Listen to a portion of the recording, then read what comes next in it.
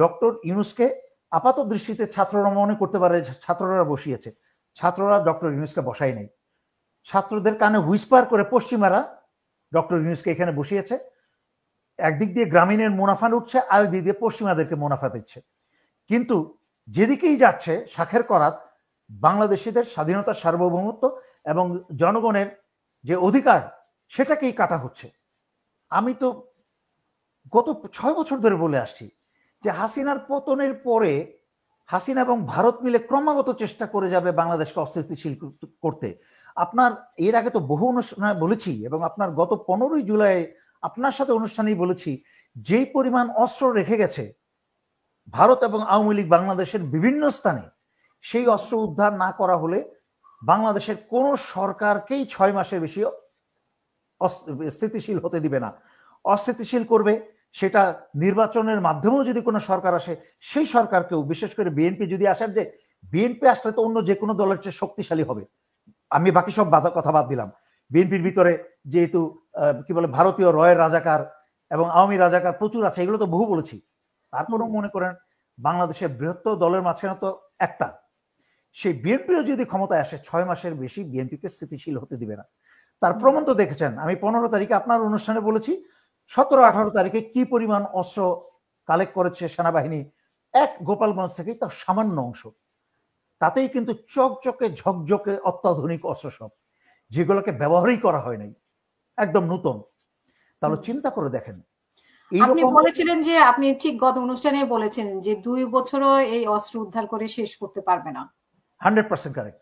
কারণ আমি কেন বলেছি, আমি কিন্তু বাংলাদেশের অন্যান্য আপনাদের যাদের তথাকথিত ইউটিউবার আছে, যারা আছে, যাদের বাংলাদেশ সেনাবাহিনী সম্পর্কে কোনো ধারণাই নাই, সেখানে আমি ফিল্ড লেভেলে অ্যাজ এ মেজর, একজন ফিল্ড অফিসার হিসেবে পার্বত্য চট্টগ্রাম থেকে আরম্ভ করে 91-এর নির্বাচন, 96-এর নির্বাচন, 96-এর অস্ত্র উদ্ধার এবং বসনিয়ার যুদ্ধে একটা খারাপ সময় বিভিন্ন জায়গায় কিন্তু সরজমিনে থেকে সশরীরে অভিজ্ঞতার মাধ্যমে যতগুলা কথা বলি, এবং আল্লাহর রহমতে সেনাবাহিনীতে আপনি আওয়ামী ছাড়া এবং বাংলাদেশ সেনাবাহিনীর সিনিয়র এবং জুনিয়র যে অফিসার আমাকে চেনে, তাদেরকে জিজ্ঞেস করতে পারেন আমার সম্পর্কে, আমি কেমন অফিসার ছিলাম, কোন মানের অফিসার ছিলাম, আলহামদুলিল্লাহ। সুতরাং সেই সব জ্ঞান থেকেই আমি কথা বলি, উড়া ধুরা বানানো কথাবার্তা, মানুষের শোনা কথাবার্তা আমি বলি না। সুতরাং আমি যে কথাগুলো বলছি, যে যেই পরিমাণ অস্ত্র, শুধু গোপালগঞ্জের সামান্য অস্ত্র উদ্ধার করা হয়েছে। আপনাকে গত অনুষ্ঠানে একটা বলেছি না, যে একটা টোকাই মগবাজারের ময়লার যে স্তূপ জমে আছে, সেই স্তূপের থেকে অস্ত্র বের করে রয়েছে, একটা ময়লার স্তূপ থেকে। সারা বাংলাদেশে আওয়ামী সন্ত্রাসীদের অস্ত্র সারা বাংলাদেশ জুড়ে আছে। সেই ভারত বাংলাদেশ সীমানার থেকে আরম্ভ করে বাংলাদেশের ঢাকা শহরের কেন্দ্রে পর্যন্ত হাজার হাজার হাজার হাজার জায়গায় এরকম শত শত অস্ত্রের ভান্ডার আছে। সমগ্র সশস্ত্র বাহিনী এবং অন্যান্য প্যারামিলিটারি ফোর্স মিলে আন্তরিকতার সাথে খুঁজে একটা অস্ত্রের পাহাড় উদ্ধার করতে পারে, যেটা দিয়ে গৃহযুদ্ধ, যেটা না করলে বাংলাদেশে গৃহযুদ্ধ সেটা দিয়ে শুরু হবে, এবং সেটা দিয়ে শুধু বাংলাদেশের সাধারণ জনগণ মারা যাবে না, সেটা দিয়ে ডক্টর ইউনূসের আত্মীয় স্বজনও মারা যাবে। কারণ ডক্টর ইউনূস তুনার মেয়ের কাছে আমেরিকায় চলে যাবে। ডক্টর ইউনূসের উপদেষ্টারা, এনজিওর প্রধানরা, তারাও তো সবাই বেশিরভাগই যুক্তরাষ্ট্র এবং ইউরোপের পাসপোর্টধারী, তারাও বিদেশে চলে যাবে। এবং ইতিমধ্যে যারা এনসিপির ছাত্র নেতা বনেছেন, তারাও কয়েকজন ডানে বামে কাগজপত্র দেশ ছাড়ার ব্যবস্থা করে ফেলেছে।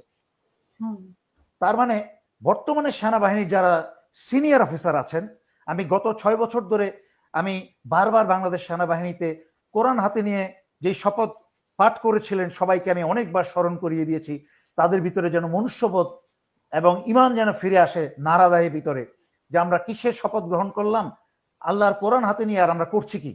এবং তাতে কিন্তু অনেকের বিবেক উদয় হয়েছিল, আলহামদুলিল্লাহ। তারই প্রতিফলন কিন্তু আমরা 5ই আগস্ট দেখতে পেরেছি। তা না হলে কিন্তু বাংলাদেশে লক্ষ লক্ষ হত্যা হতো। সেই একইভাবে আবার সেই বিবেক উদয় করে দিতে চাই, বাংলাদেশে যদি ভারতের এবং আওয়ামীদের রেখে যাওয়া অস্ত্রে ব্যবহার করে গৃহযুদ্ধ শুরু হয়, তাতে কিন্তু বাংলাদেশ সেনাবাহিনীর অন্যান্য অফিসার সৈনিক তো আছেই, যারা হাসিনার প্রতি লয়াল ছিল, সেই সব বহু সিনিয়র অফিসার আত্মীয় স্বজনও কিন্তু সেই গৃহযুদ্ধে মারা পড়বে। মূল কথা, একটা গৃহযুদ্ধের খারাপ পরিণতি যা হয়, ভালো মন্দ সকল পক্ষের, সকল দলের, সকল ধর্মের, ধনী গরিব সকল ধরনের মানুষ মারা পড়বে।